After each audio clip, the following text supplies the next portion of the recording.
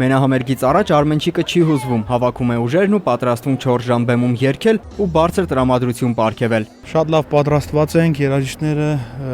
տեխնիկապես, ամեն ինչ, ես, հոգեպես, ամեն ինչ շատ լավ է, հանգստանում եմ, որ տեսնենք ինչ ենք անում, ասենց ասեմ, ուրախացնենք մեր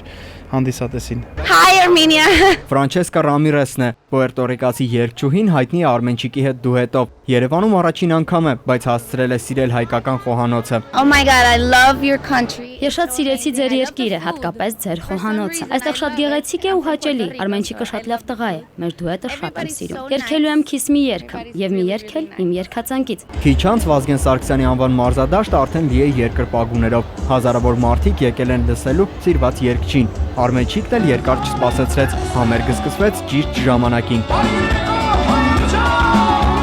4 ժամ լուսային էֆեկտներ, սիրված երգեր ու բարձր տրամադրություն։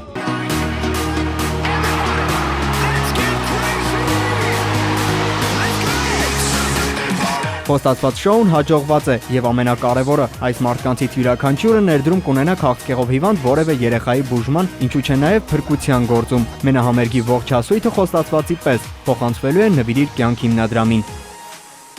Սպարտակ Գրիշյան, Վահե Եղիազարյան, ժամը լրատվական։